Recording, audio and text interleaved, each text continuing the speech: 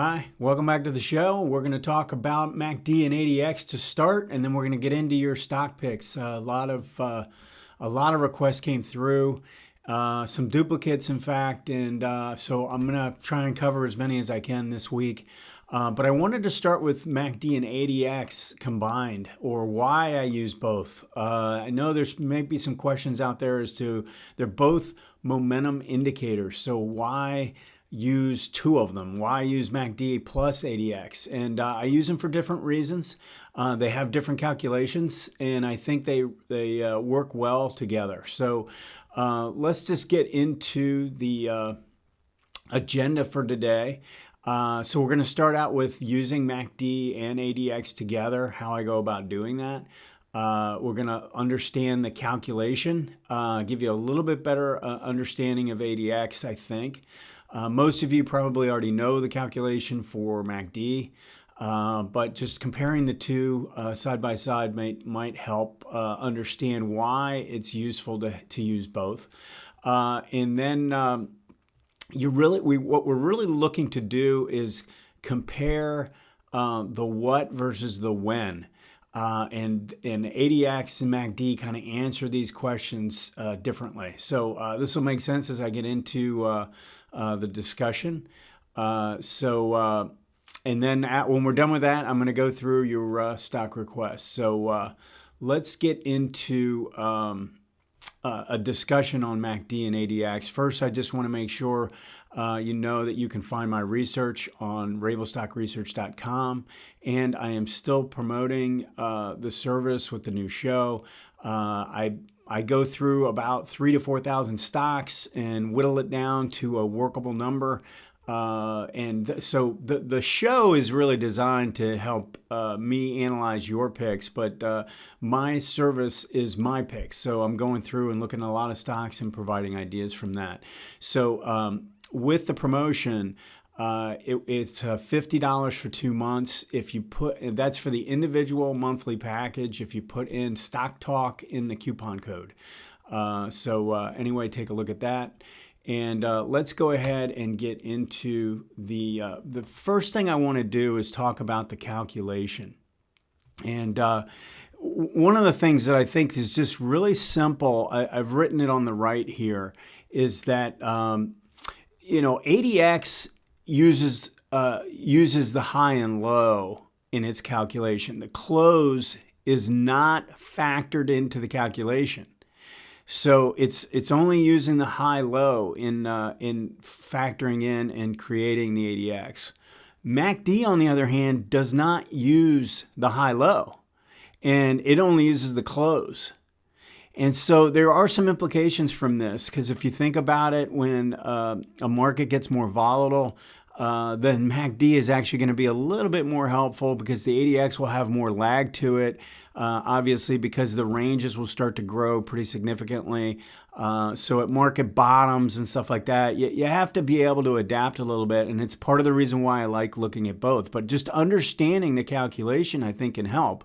ADX is using the high-low range, and MACD is using the close. So just in that, I don't feel like there's a lot of overlap in the indicators.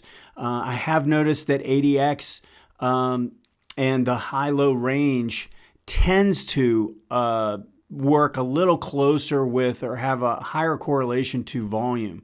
And so anyway, it's just one thing that I wanted to make sure I covered here, just so it makes sense to everybody. Now on the left, I actually put in a chart that shows what is taking place in the DI lines, because the DI lines are what's creating the ADX line. So it's the ADX is really the difference between the two lines, the two DI lines. So for green DI, we're looking at the distance between these two green lines. This high here and this high here creates positive DI. And then on the downside, this red line, these two red lines where below that low to that low is showing negative DI. And so obviously the close doesn't matter in this calculation. It's only seeing upside progress based on the range. And so it gives you a real good feel for whether there's real strength taking place and power in the move.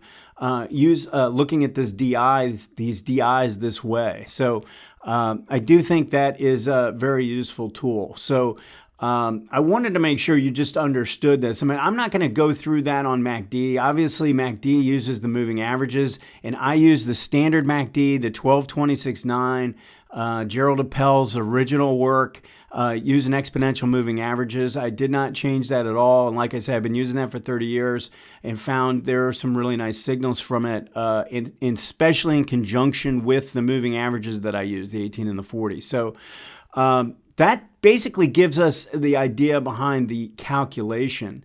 Now let's take a quick peek at the answering the question of what versus when. Okay, so I've got SEDG up, SolarEdge with a monthly on the left and a weekly on the right.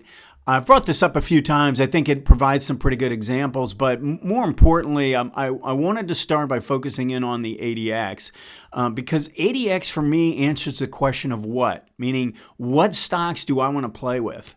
And if I'm going to go to one indicator to help me provide the list of stocks that I want to trade or invest in, I'm going to use ADX. And then when I want to answer the question of when, I'm probably going to lean more towards MACD to help with that question.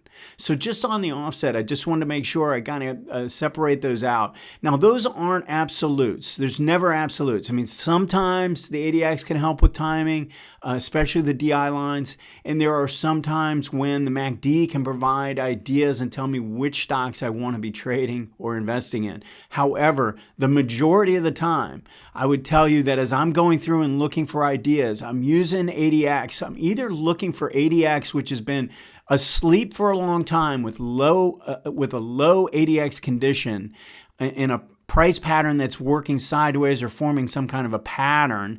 And I want to go identify and look for those to start. And then I'm going to use price and MACD to sort of help with the timing of those.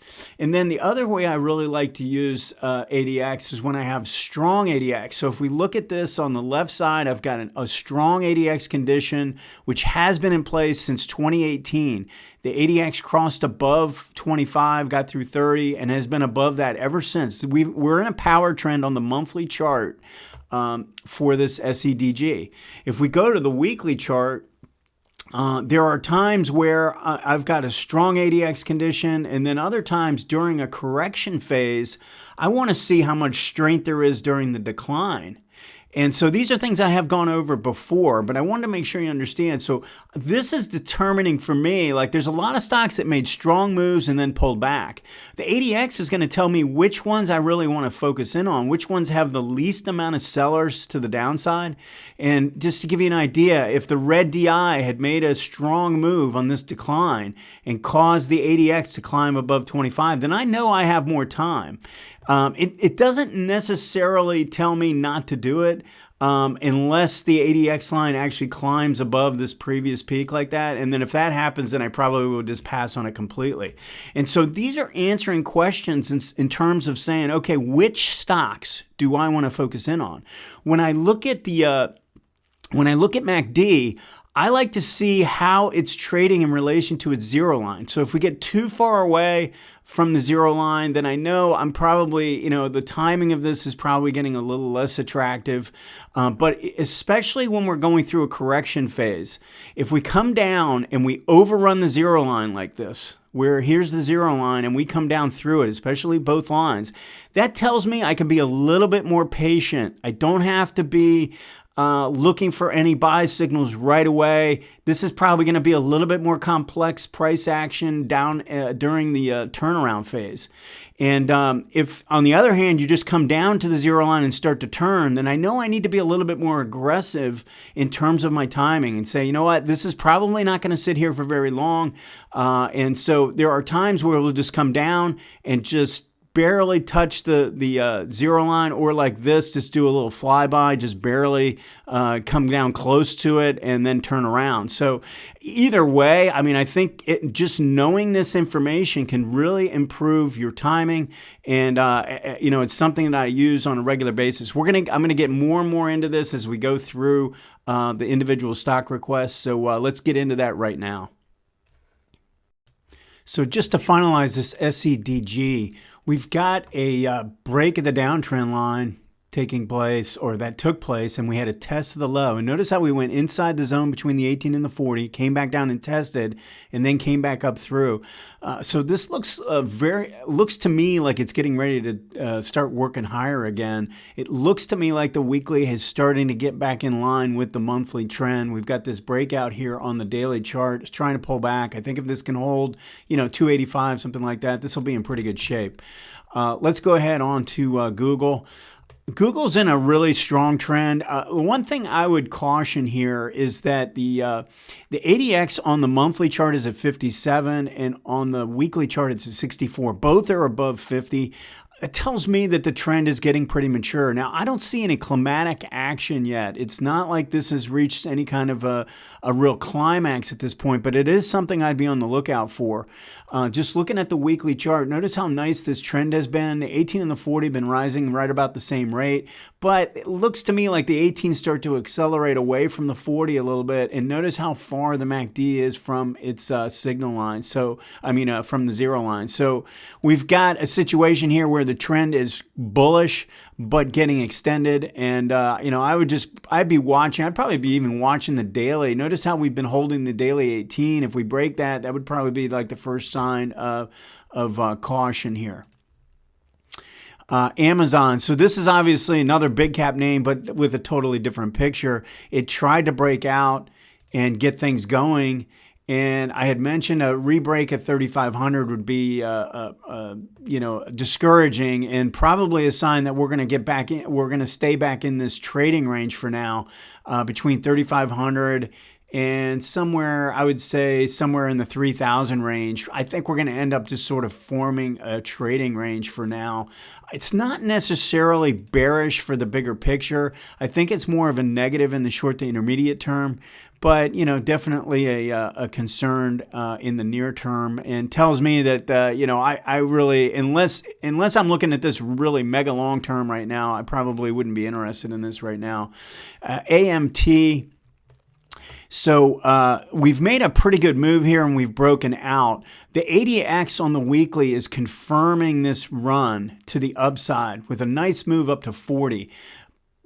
Because we're a little stretched away from the 18-week, I'd look for the next pullback to the 18-week as my next sort of opportunity there.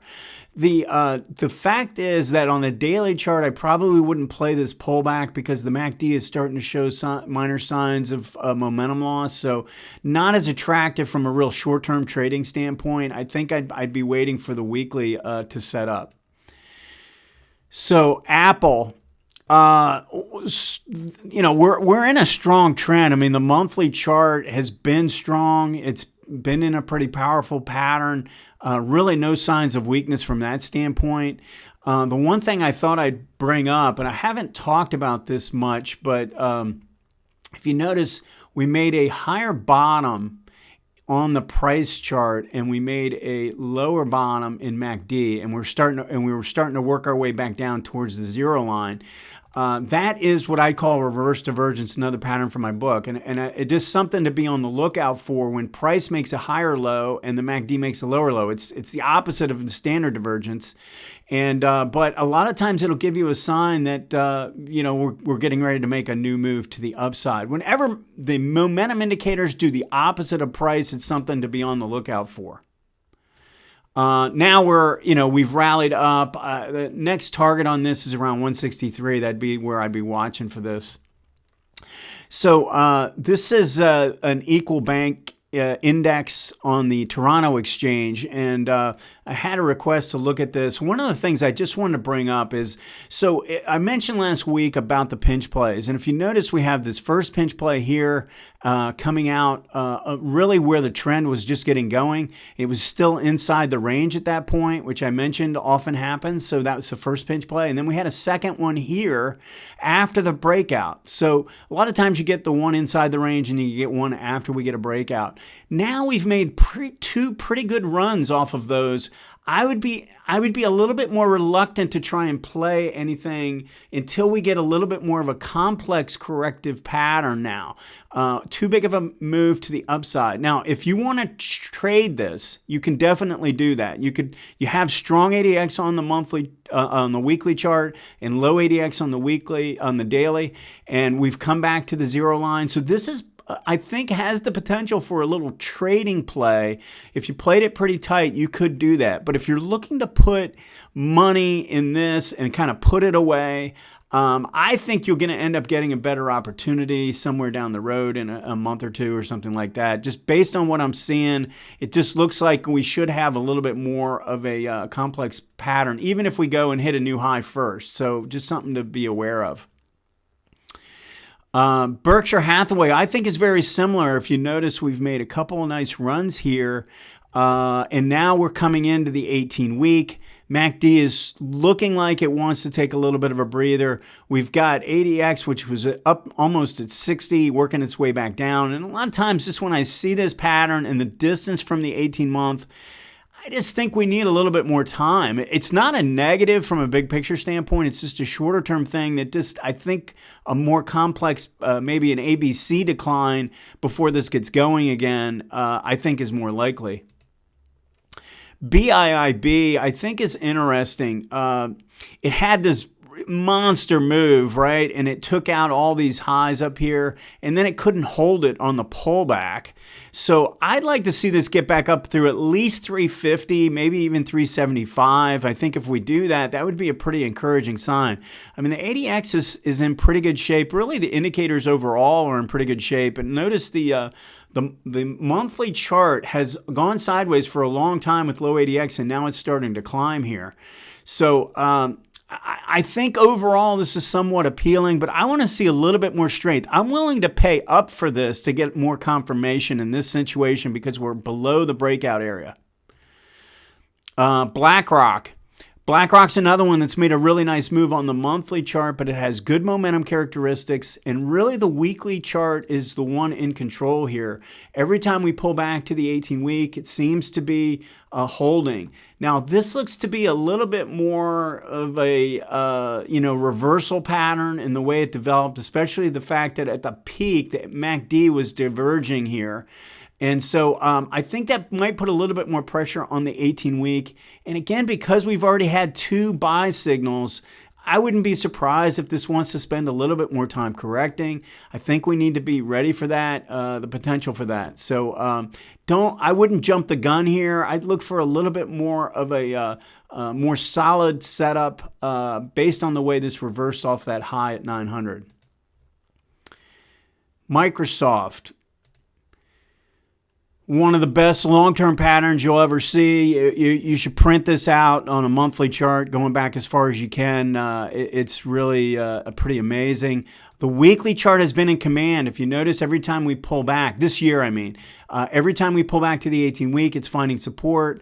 Now we need another pullback towards the 18-week if we're looking for a new setup. MACD confirmed. ADX confirmed by hitting another new high. Green DI confirmed. So I'm okay with buying a pullback. I wouldn't be interested in buying it stretched away from the 18-week.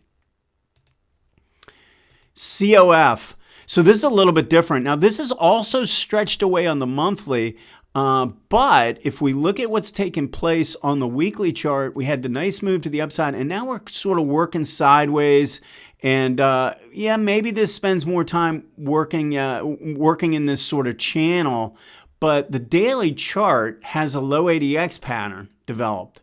And we have a pretty nice looking rectangular pattern here on the daily chart. So I would use a breakout signal above. I might be even using this level here at 165, 165 and a half, or you could use a new high. But a lot of times I like to use the level just below the new high. as a buy signal in this situation, because it does look pretty interesting for a leg to the upside. Now, because we are stretched on the monthly, it is more of a short to intermediate term trade as opposed to a longer term investment. CRSP. So this had the power move to the upside, and then it went through this correction. And a lot of times, one of the things I like to look for is after this gets going again. So let's just look at this a little closer. So we go through this correction, we get a little overrun on the MACD, as I mentioned. And when I see that, I'm thinking, I don't necessarily want to buy on the first leg up as it turns up like this. I'd like to see it move up, and it did, and then look for a pullback. Now, if you notice, the pullback was pretty rough. I mean, that's pretty nasty selling and a pretty big drop. And now I guess I'd be kind of inclined to believe that this is going to take a little bit more time, kind of channeling sideways in the near term. I don't dislike this at all. It's just when I look at the monthly chart, look at what happened. We had a big green bar and then a big red bar. So I think there's some resistance. If you look at the midpoint of that, it's around 140, 145. I think you're going to have some resistance there. So I would just say, you know what, bigger picture, okay, but near term, I think it's going to end up having a little bit of a struggle to get going again. Let's look at Charter. So Charter's been a great stock. It's more of a hold for me than a buy. I mean, it's been trending to the upside. The momentum conditions are good because ADX is at 34 on the monthly, and on the weekly it's at 32. So they're both confirming the trend without being overbought. But, I would need a pullback. I guess if I wanted to get in this, I'd probably look for some kind of a pullback closer to 750 and maybe play this off the daily to get me in, and then see how long this wants to go until these either diverge. Either you show signs of momentum divergence or you get some kind of a climatic move to the upside, one of the two. Let's go ahead and take a look at Salesforce. I think, it's another stock that had a strong move to the upside on the monthly, pulled back to the 18-month, and notice how the 18 and the 40 are rising at about the same rate. We've got a good ADX condition in place with it at 35. I really like this pattern. I also like the fact that you see this big green bar here.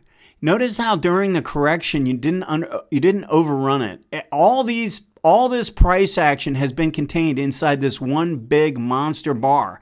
I view that as a pretty bullish sign. Now, I usually like to hold the midpoint, but when you get that big of a move at the end of a run, it's okay as long as you hold the low of that bar. But let's take a quick peek at the weekly. I'd like to see it get back up through 250. You notice how we got up here and it failed. By the end of the week, it got down, did the same thing here, did the same thing here. It hasn't been able to get through and really have a strong close above 250, I think even on a daily basis. So that's something I'd be on the lookout for. But I think if that happens, based on the pattern on the monthly and the weekly, I bet we're getting ready to start a whole new leg if we can cross back above the 250 mark. Also notice the reverse divergence again happening at the zero line. Just something to be on the lookout for.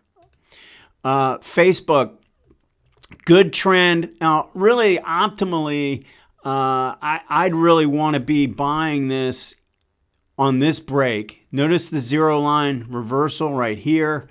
And when I see a zero line reversal, especially with strong ADX, I want to buy the break of the trend line. That would be the trigger. I don't need a lot of confirmation in this pattern because there's not a lot of selling pressure. But now we've made kind of a run here. The next target is up around 400. So, I'd be looking for either a sign of momentum divergence or a move up towards 400.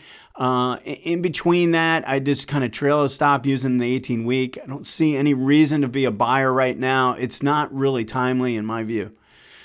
Now, we've brought up a couple stocks that have made pretty big runs. Look at this is what I'm trying to find. So I like this request because this had a strong move to the upside, and now you've corrected back towards the 18-month line. MACD is holding its signal line, and we have a strong ADX pattern. So I like this whole setup on the monthly. Look at the weekly now. The weekly doesn't show any real sign of selling pressure And ADX is still at 22, even though we've had a pretty big decline. So now I'm watching and I'm noticing that the MACD is right around the 0 line. And I want to look for my signs. I want to look for signs of a trigger, a break of the downtrend line, or come into the zone, come back out and test, and then come back up through the 40. Something along those lines that tells me I want to get in. I could use the daily to help with the timing, but I think right now I'd be focused on the weekly. But this is one we want to watch really closely, I think. Really getting pretty interesting. One thing I'll mention, I didn't mention this at the beginning, but you got to go through all those stocks and find out where their earnings are. I mean, if you've looked at any of these patterns, it's just, I mean, there's huge moves coming off the earnings. You have to be very, very careful about buying ahead of earnings. So just something to be aware of. Morgan Stanley. So this has made a run. It's gotten stretched on the weekly chart. It's showing a little bit of a slowdown on the weekly MACD. So we've gotten our second level of divergence here. We're getting up towards this big round number at 100. Okay, now I might make it up to 100 first, but we just kind of want to be aware that it looks like the buying pressure is starting to slow down. We don't really have a lot of selling pressure yet, but that might show up at 100. Just something to be on the lookout for. I think it's a little too late. We've already had a couple signals, a couple pullbacks, but I think at this point now, I'd be looking to be more of a seller at 100 than a buyer on a pullback right now. Let's look at Ford, because Ford is another one that's had a couple of nice pullback setups. But now, and this is part of the reason why I like to use 2 time frames. So here's your pullback. And it looked like it was getting ready to start to move higher again on the weekly chart. But if you notice, we never got back up through the 40 on this daily chart. So I like to look for when the 18 gets below the 40 on the lower time frame, and then wait for a pattern where the price closes back above the 40. And also notice the overrun of the 0 line in MACD. This is what I mentioned before. A lot of times when I see that, I'm not in a huge hurry to get right back in. So this is how we use the 2 time frames together. I'm actually of the opinion that this might need to spend more time trading between, say, 12.5, 13, and 15 in the near term and consolidate more. A little bit of divergence showed up in MACD, so we just want to be aware of that as well. REGN, I kind of like what's going on the longer term time frame. We cupped around, had a really nice move to the upside and pulled back to the 18-month and then moved up. We've also moved up on the weekly. This is more of a question of timing. I just don't think the timing is great. I'd like to see a little bit better pullback, maybe a little closer to 550 or something like that. Overall, the conditions are good. ADX has gotten up to 29 on the weekly chart. And so it's really kind of a question of just getting a little bit better entry, I think, is what I'd be watching. And I want to watch a pullback and see if any sellers show up. So something to be on the lookout for. CMG has made a big run here. Notice the last pullback. Now, this is a little different where price kind of made a little bit of a double bottom. But look at this MACD reversal at the 0 line. Didn't get down to 0. It was more of a flyby, and we had low ADX. So nice reversal there. Just helps with the timing when you look at this MACD like this. So now we've gotten pretty extended. The next target is up probably around 2,000, something like that, maybe even 2,100. I'd be watching that big round number at 2,000 now. It's too extended to buy, I think.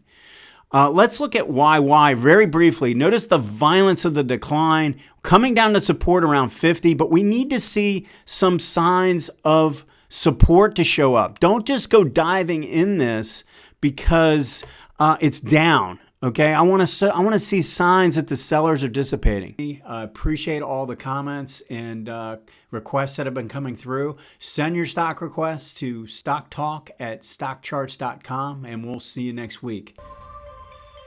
Hey guys, Dave Keller here with StockCharts.com. Thanks so much for watching our video. If you enjoyed it, and we hope you did, hit the like button right below. Also, we have so much new content every day. Consider subscribing to the channel. Just hit the subscribe button in the video or right below. Thanks for watching. Stay safe. Have a fantastic day.